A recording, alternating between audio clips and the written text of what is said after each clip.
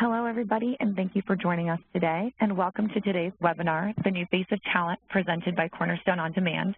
I'm Margot Consul, Senior Client Marketing Specialist for Cornerstone, and I'll be your moderator today.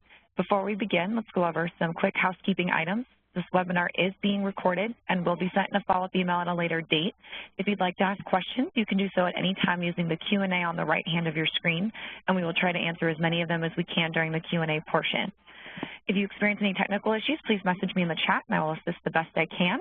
And with that, let's begin the webinar. I'm going to throw it over to our speaker. Today we have Sarah Brennan, Principal Consultant for Talent Acquisition on our Global Thought Leadership and Advisory Services team for Cornerstone On Demand. Sarah? Thank you so much. Hi, everybody. Thank you for joining us today as we talk about the new face of talent going on in business. So I know the first instinct everyone has when they hear this as a topic, they immediately think, new face of talent, we must be talking about millennials. I promise you, we are not talking about millennials. Well, maybe a little bit we're going to talk about millennials, but this is not a presentation about millennials. Because even though 50% of the world's population was under 30 in 2010, when we actually look at the stats of what that means going on, for the most of us here, we're primarily recruiting in the U.S., maybe a little bit in Europe, but for the bulk, we're still hiring mostly in the U.S. And our average median age is actually 35 to 40.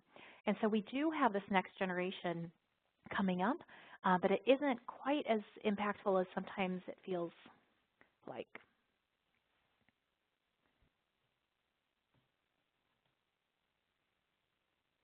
So what is the new face of talent? Well, first, let's step back and talk a little bit about how work has changed. Who we work with is not just millennials in that next generation. There's many generations in the workforce now, depending on what research you look at. It's 4, 5, most organizations have at least 3. How we work is different and what we are doing with work is different. So the technology and the adaptability and all of these other pieces of it has really changed. Where we are working has changed. We are working much more globally than we ever have before. When we work has changed. I bet most of you in this room have at least on the call have done a little bit from home. You're not always working at a desk from 9 to 5 anymore. Work is just different for most of us, and how we work has changed. It's not all that face-to-face. A lot of it is done through file sharing and the cloud.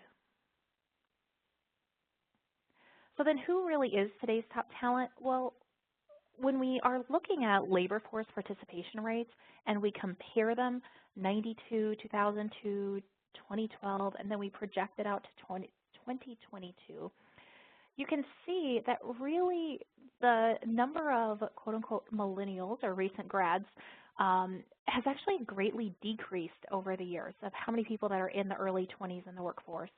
The number from 25 to 54 really is kind of held the same.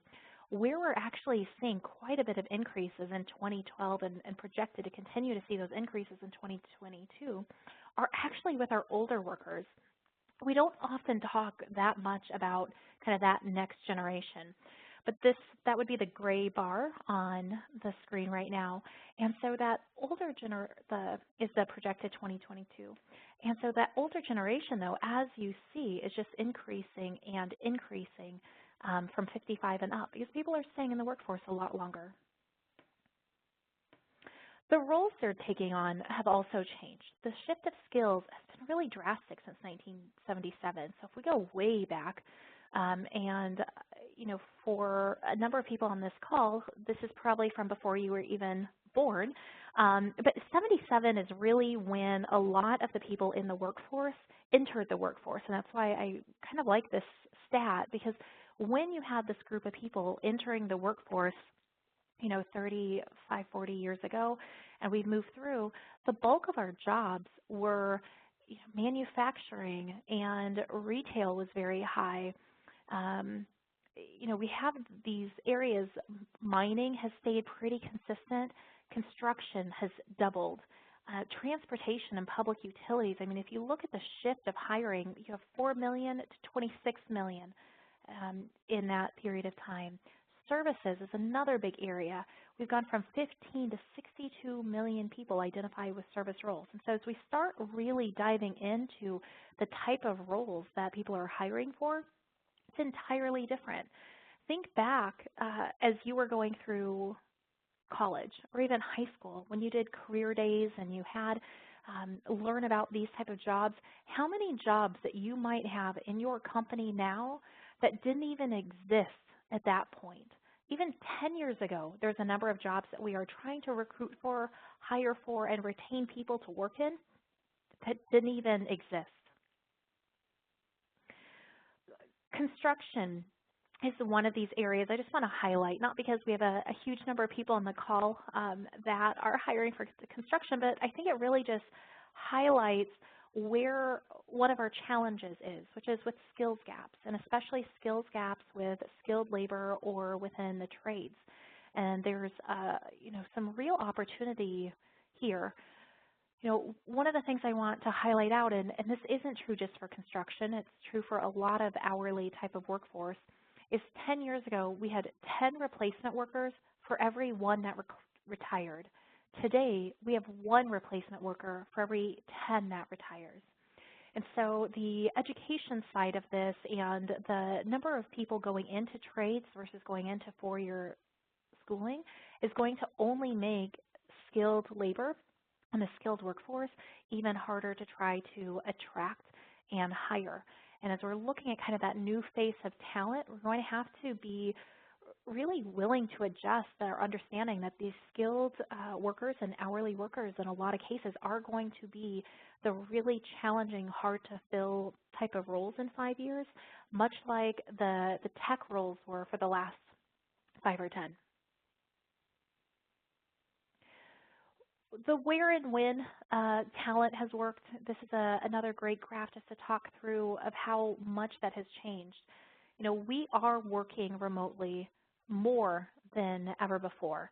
And not only are we working remotely, but we're spending more time working remotely. So, a decade or 2 decades ago, it wasn't as uncommon for somebody to spend a small percentage of their time at home, but primarily still in the office. And when we look at the numbers as of 2016, just in 4 years, the number of people spending less than 20% of their time at home has gone from 34 to 25. And that's because they're spending more time working remotely, not because the number of people working remotely has changed. When you look at people that are spending at least 80% of their time working remotely, you've gone from less than a quarter of workers that worked remotely to almost a third of them. And so this new face of talent and the type of people that we're trying to hire, but also how we're going to retain them, has to really be aware that there is this shifting mentality about where and how we work.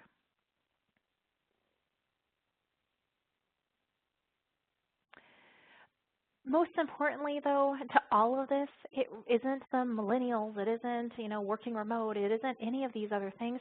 It really does come down to the fact that how everything works has changed because of the technology impact. And what is going on in technology and what is going on in the world around us has completely changed and impacted our businesses. And it has done it really quickly. Do you remember 2007? It doesn't really seem all that long ago. It is a decade ago. But when you think of 2007, it doesn't seem like that much has probably changed. Unless you ask my kids, they would tell you that 2007 probably looked like this. But what it really looked like is this. Obama, was getting ready to run and had just announced that he was going to be running for office. Britney Spears was having her meltdown, and it was across all of the news from pop culture. And Miley Cyrus was still Hannah Montana, if you have kids at that age. That would have known that from a Teen Choice Awards side. From technology, Life in 2007 looked drastically different. Gmail was still in beta mode. Most people were still using Hotmail or Yahoo or one of the other sites. MySpace was the #1 social networking site, and very few people had started to move on to Facebook, short of recent college grads and college students. And Wii was the video game system of choice. It was the hot ticket that year to get. 2007, our phones also looked really different. How many people on this call had a Motorola Razr with them? You know, they came in all of the different colors. It was a very cool flip phone. For a lot of people, it was the next evolution after your Nokia. And the pink one was the hot ticket to have. I love this quote from PC Magazine because in 2007, they called the Motorola Razr the ultimate consumer phone. It feels like a luxury product. Think about that now. Think about having, if you've seen one lately or if you have one in a drawer, go ahead and pull out your old Razr and think that just 10 years ago, that was considered the luxury product of cell phones. And now we sit, starting in 2009, really everything changed. We got the iPhones and everything was truly at our fingertips. The other big shift with the iPhones and the other technology that was coming around from a smartphone type of device is we became app focused. It wasn't simply enough to be able to take a picture and to call and to text, but we also then wanted to do everything with our phone. 10 years ago, the Apple App Store didn't even exist. Today, we're going to pass 100 billion global app downloads. It has become simply part of our life. The technology surrounds us for everything. With that, we do have to talk a little bit about the future workforce, and part of it being the fact that this phone has completely evolved how and when we work. But it's also just changed the expectations our employees have of us, both our current and our prospective employees. The future workforce is mobile native, and that speed of mobile adoption has completely changed. Anybody under 35 to 40 likely has had either a cell phone or a car phone since they were in high school. That's where the kind of the shift. Now we look at the younger generation, they've had an iPad or an iTouch or something along those lines, some sort of tablet, since they were 2 or 3 often. And the reason this is impacting kind of that new face of talent and how we're learning and how we're hiring and how we're trying to recruit is, when we start looking at people that have always had a tablet, an iPad, and handheld technology, it's impacting everything else they do from a business perspective. Among student tablet owners, 76% of them say they help them perform better in the classroom. It has become a norm. And in public schools, mobile technology has actually been found to level skills gaps of underperforming, or IEP, which is an individualized education plan. Students perform better by allowing them to learn and develop in different unique approaches that are appropriate and paced properly for them. And so in work and in business, as we're trying to both recruit and retain, all of this is starting to come into play. Because the new face of talent wants the technology and they want to have the accessibility. And it's crossing all generations. The adoption of technology, while you have kind of that under 40 group that has always had a cell phone of some sort or the other, the adoption is really hitting all generations. Boomers are the fastest growing users of mobile devices. 27% of seniors have tablets or e-readers themselves, and 17% have smartphones. Many people, as their home computers give out, are replacing them with tablets, iPads, versus another computer.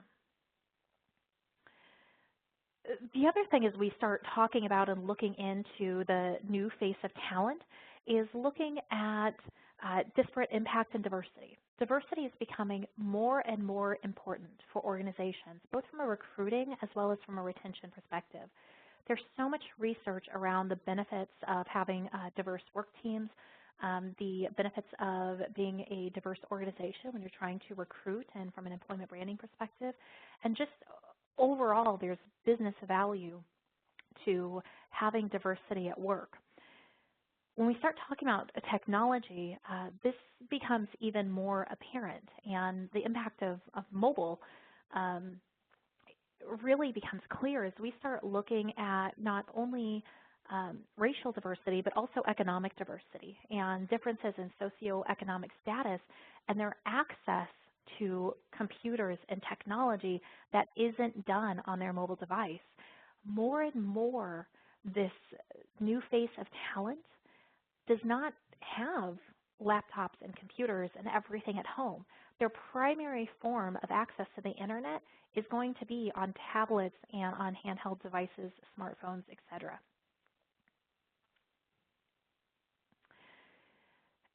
With all those changes with apps and mobile devices and all of that, we've gone kind of through and it really evolved in hitting 2012.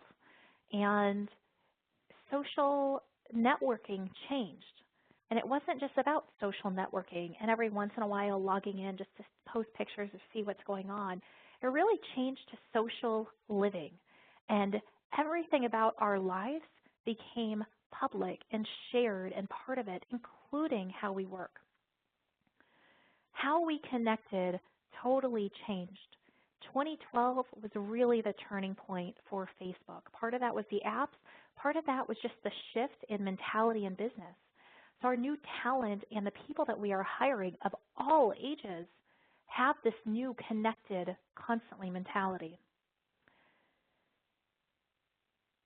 There are many more sites, obviously, besides Facebook. And here's just a snapshot of how social and our society has gotten and where we actually, live. And this has become an integrated part of our life. There's now 10 billion snaps viewed each day on Snapchat. YouTube is reaching more 18 to 49-year-olds than any cable network. On average, people are only spending 17 minutes per month on LinkedIn, which conversely is typically where most recruiting teams and HR departments spend the bulk of their time. Pizza, most Instagrammed food.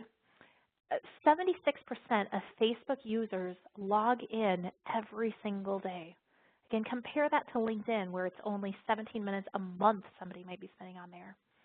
And I think one of the biggest things to kind of look at, again, bringing it in that this next new face of talent and this next generation of workforce really has a lot less to do with age than it does to do with technology adoption. Adults over 45 are the fastest growing users of Snapchat. Inc. 500 has jumped on some of these as well. 94% of them are on LinkedIn, but if you look in where people are actually spending their time, the Instagrams, the YouTube, the Twitter, and where they're actually actively logging in on a regular basis, companies still have a bit of a disconnect in how we're relating both to our current employees and talent as well as our future. That disconnect doesn't stop with our marketing teams and HR. There really does seem to be an executive disconnect. We know from research that 84% of CEOs are using social media to make buying decisions, but only 27% of them say that their executives are involved with social media or have an understanding of the social media strategy at their own organization. In fact, 36% of companies think that their CEO doesn't care or cares little about social media and the brand reputation on it. A direct difference between how many are actually using it to make buying decisions themselves. 77% of buyers are more likely to buy from a company if the CEO uses social media themselves. And taking advantage of having a company that's expressing interest, if your company is willing to jump in and able to do this, is huge and provides a great competitive advantage. And why does all of this matter if this is all about buyers and buyer behaviors? Because the biggest buyer that we sell to in HR is people. We're trying to get them to buy in to want to work for us. We're trying to get them to buy in to wanting to stay working for us. And yet 36% of companies still block access to social media sites in their workplace, even for HR teams.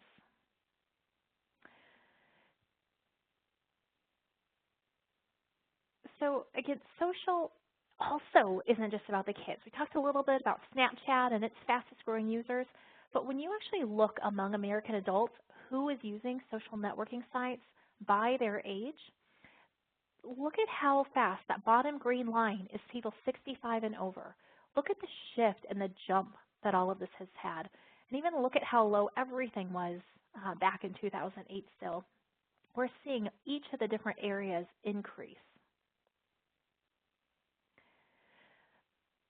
Then what came along next and most recently is what I like to call the feedback impact. And so we started posting stuff on social media, and we started sharing our thoughts on Facebook, and it was reaching some of our friends, but we thought, hey, more people should know what I think, and I want to know about what more people think than just my friends. How can we do that? And that's when really we started seeing how we make decisions, how we buy things, how we choose where we're going to go, what restaurant we're going to eat at, what hotel we're going to stay at, even where we go to take a vacation. All of these things completely changed. And our desire to get information and share information and know what other people thought about something before we wanted to do it completely shifted. And that quickly moved in to every aspect of our life. 92% of consumers now read online reviews. Think of the last time you made a major purchase. Did you take a look at the reviews that were on the site? Did you do additional reviews and research? Most people are going to read less than 10 reviews, but almost everybody reads reviews of some sort or another. Beyond consumer decisions, it's changed how we look for jobs. Glassdoor is an amazing example of this. There are a handful of sites similar to Glassdoor where people could go in and do ratings. There's one specific for internships. There's some specific for different industries. Glassdoor is probably the largest and the most well-known. There's 1.5 billion views globally, more than 10 million reviews, more than 540,000 companies are on there being reviewed, and it's in 190 countries. The new face of talent cares about the brand. They care about what other people think of the brand. They care about what is actually going on. And for the first time, really ever, they have access to be able to see how it is to really work at a particular organization directly from people that work there that they don't know at all. If you have not gone in and taken a look at your Glassdoor, I would really, really strongly suggest to take a look. It's a fantastic tool from an employment brand perspective. It's also a really great tool for engagement and understanding what the perception is both in your workforce and out in a way that you don't always get with engagement studies. So at this point, typically people are thinking, oh my gosh, can we just go back and talk about millennials? Like that seems a lot easier than all of these other things really impacting this. And you're not probably the only one with concern. For the past 2 years, the top CEO concern in the Fortune 500 CEO poll has been the rapid pace of technological change. This is impacting society as a whole. It's impacting us as businesses. Think about how many different software systems and programs and technologies just inside your own company, let alone HR departments, but just inside your own company that are getting ran and managed, and how many different things are going and all the different pieces that are happening. The pace of technological change over the last 10 years has been dramatic. So where do you start?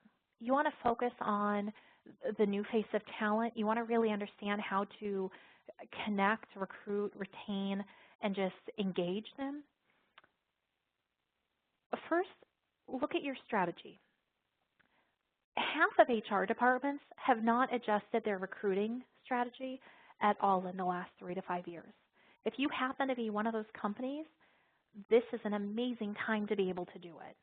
And if you were somebody that did it within the last 3 to 5 years, I'd still strongly suggest to take a look, because one of the biggest challenges is technology is advancing and changing so much, which means candidate expectations and how they feel the process should be ran is also adjusting and changing very rapidly. For those of you familiar with Burson by Deloitte, they are a research-based analyst firm. They put out this wonderful maturity model, and it kind of walks you through the different levels of talent acquisition maturity. And I particularly will like it, but I typically will shift this around a little bit. They walk through and they start at level 1, which is reactive tactical recruiting. This is what we kind of consider traditional recruiting when I first got into the industry. Years ago, it was very much, okay, open rec, post it out, wait for stuff to come in, hand off resumes for somebody to review, fill a job, that's it, do it over and over. It was just highly reactive, local, not really strategic at all. Level 2 has a little bit more standardization. So there's at least some standard operational procedures. There's some process, maybe some technology. An ATS has come into play, or some other technology. So there's hiring managers and recruiters are starting to work together. And some other parts of the puzzle seem to be making it a little bit easier. Most companies probably fall into level 2. That's the bulk of companies that I see are still around level 2. The next is level 3, which is really more integrated, and it's where you have recruiting really partnering really well with your core HR and your talent management teams. You've got a strong employment brand focus. You've got social media campaigns that are actively working. You've got talent pipelining and candidate pipelining going on, and really robust talent acquisition programs. So alumni networks, employee referral programs, diversity. And then finally is optimized, which is where your talent acquisition department is really a strategic partner in the business. You're involved with internal mobility and succession planning, and truly a partner understanding what is coming up in business so you can make sure that you are preset to have candidates lined up. You partner really closely with marketing, and so the employment brand and the marketing brand are all really tightly integrated. It definitely is a strategic role and partnership. For most companies, it would be really awesome if we fit into level 1, 2, 3, or 4 nicely. The reality is, for most of us, we don't do that. I used to head a TA team. I'm a former practitioner, and I could tell you we typically were split between 2 or 3 of these different levels, depending on what area we were talking about. So sometimes you can be, I always say if you want to start kind of assessing where you're at, look at these 4 areas. So you have sourcing, employment branding, recruiting, and strategy. So you might be really reactive from a sourcing perspective where you're not really doing strategic sourcing. You're not proactively building talent pipelines. You're not doing any of those things. But you might have just finished up a really big project and have your employment brand really strategically completed. So you might be level 1 on sourcing and a level 3 on employment brand. And your strategy might be more of a level 2, but working towards 3. So I would actually take this and kind of just assess to start with where you are at.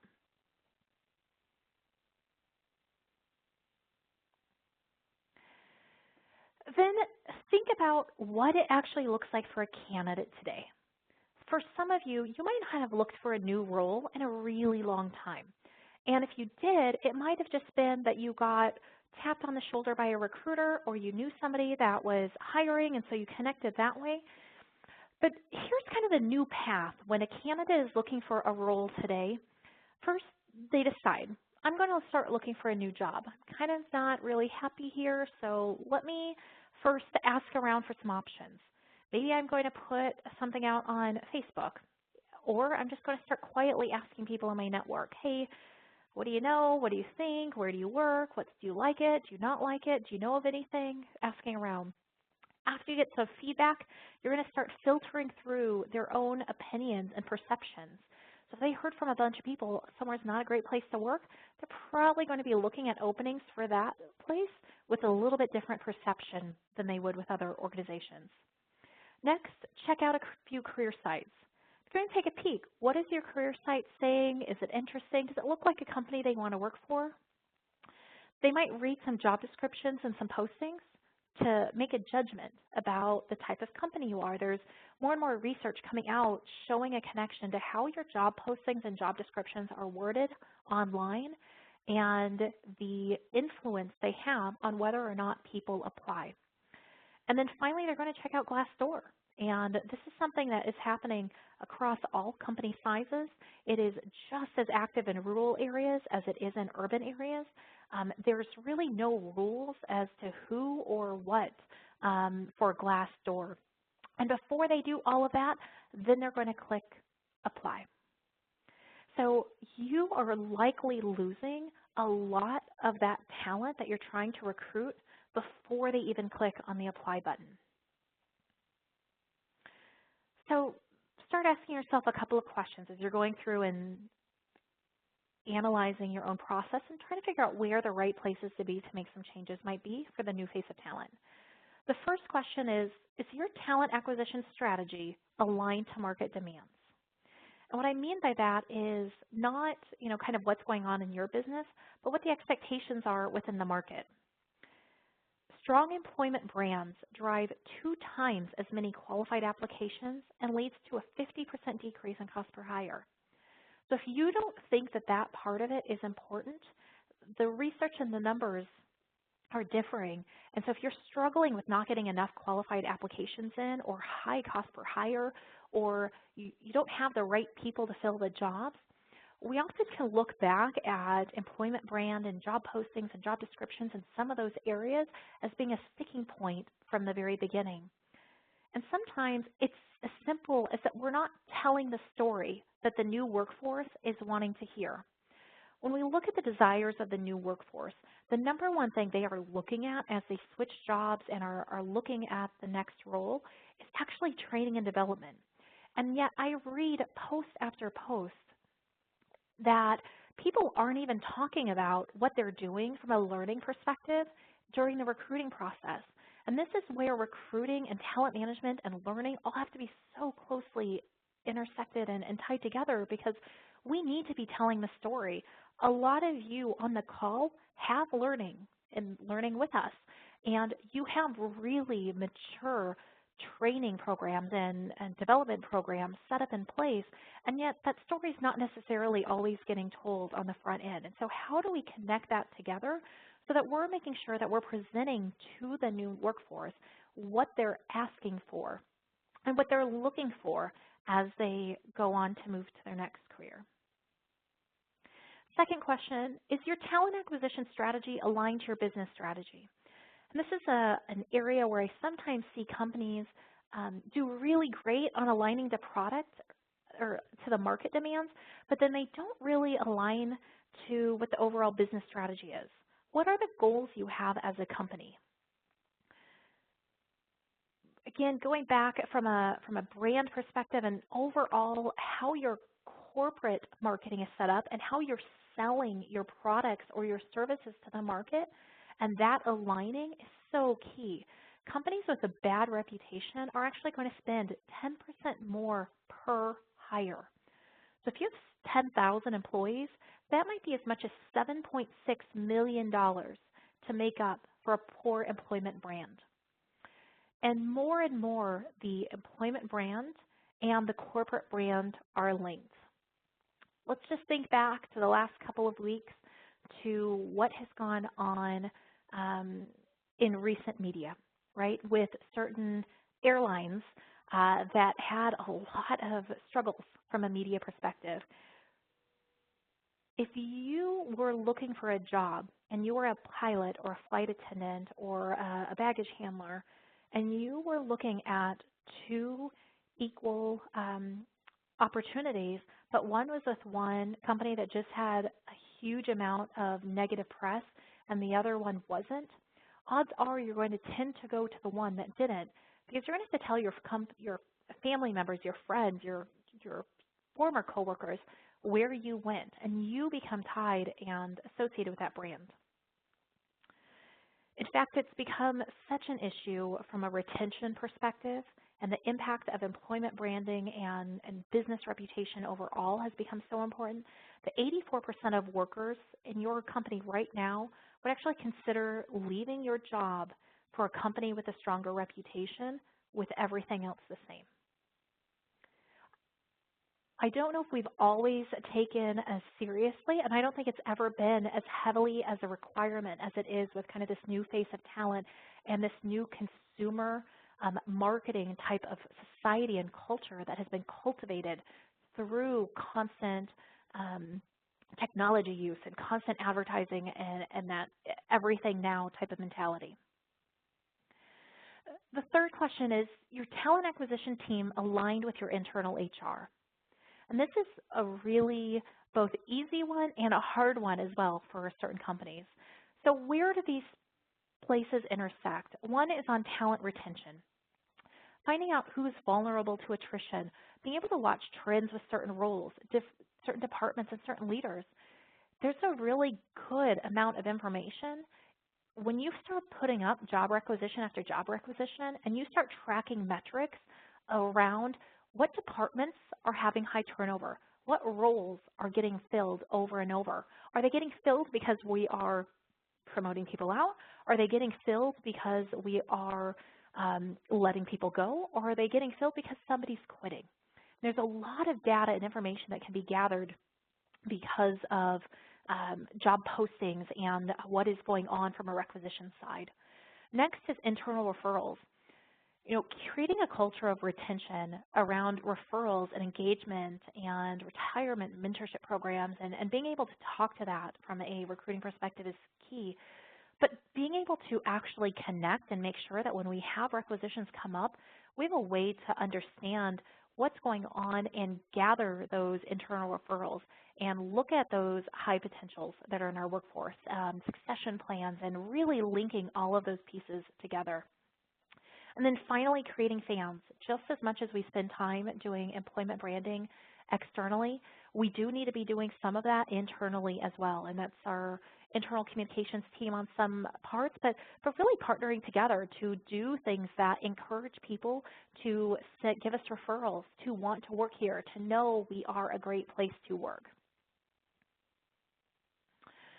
And I know this slide is really busy, but I wanted to give you guys a really great snapshot at a glance as you are looking at this of how to actually assess your candidate experience and employment brand. We've kind of tiptoed around and talked pretty directly about the value of employment brand and candidate experience, but how do we actually do that? How do you assess that as you're walking through all of these things so that you can be the best partner for the rest of your organization? Well, number one, you're going to start at the beginning. Where are you posting your openings? How do your openings read? Are you posting job descriptions, or are you turning them to more marketing style postings where you could share information and make it enticing to want to work at your company? And then how easy is it to find you online and to find the openings that you have? Number two is sell, don't tell. So review that corporate website. Is there enough information on there to let somebody make a decision about why they would want to work for you? And have you shared this mentality of selling to your recruiters, to the coordinators, to anybody on the interview team, to the entire process? Next is actually apply for a job. I am a big advocate of us as HR leaders and talent acquisition leaders not only going through and applying to a job on our own and making sure that we've implemented a application process and set up our ATS in a way that is simple and easy to use for our candidates, but I also ask to have a couple other people you know do the same and get their honest insights and feedback. So if you have a kid in college, ask them to do it. If you have a parent, ask them to do it.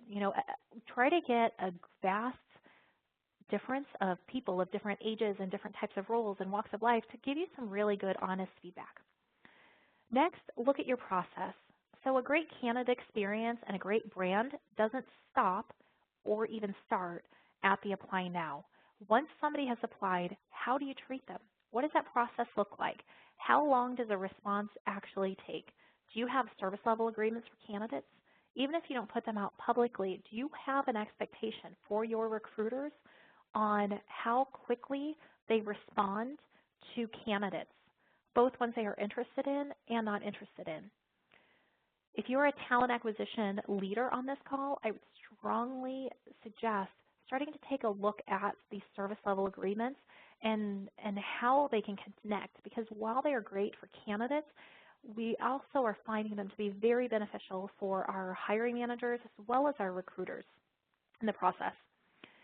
Next, identify the gaps. As you are looking at your postings, at your career site, going through the application process, and looking at how your recruiters handle candidates through the process, did you have a pause at any point where you thought to yourself, this seems a little bit off, or why do we do it like this? Those are the areas to identify, call out, and really question, like, why does this happen? Why is this like this? And then what would happen in a dream scenario? Like if you didn't have any of the boundaries of the technology or the internal constraints that you have from a process perspective, what would your dream scenario look like? And document it and see how closely you can get to that. Next, automate everything. What are you already automating? How can you improve that automation? And then what aren't you automating and how can you automate it? We keep having more work to do in talent acquisition, but we don't seem to get a lot more resources. And so we have to start working smarter. And an easy way to do that is through the automation. And it could be something as simple as the automatic reply that goes back when somebody applies through the ATS. For a long time, we put something simple in there like, thank you, we received it, we'll contact back, whatever. Where we're seeing more and more companies shift to is making that a little bit more personalized and detailed. Here's our process. Thank you for applying. If you see another role, we invite you to please apply for that as well. Next line, we typically review all resumes that come in within 5 days, 10 days, 15 days, whatever that number is for your organization. If we are interested, we will reach out to you and we'll let you know. If you don't hear from us, please feel free to keep looking, apply again. It's not because we don't want you to work here. It's, you can word it in any way that you want. Consumer-facing companies and consumer brands are even starting to add in gift cards or percent off coupons or little things like that for people that apply. And finally, number 7 is measure and improve. Do surveys of your candidates and the hiring managers. How well is the process working for them? Ask the recruiters where they think they can improve the process. The closer they are, the more ideas they will likely have. If you have recruiting coordinators, it is a really great place to start because they are seeing the process often from every single aspect and they're talking to everybody involved and can often give some really, really great feedback. Also really important to know as we look at the new face of talent that we're trying to hire, we have a new face of talent internally as well. And our talent acquisition department goals have changed. Our goals have shifted to be focused on the employment brand and on sourcing and that candidate experience as well as recruiting.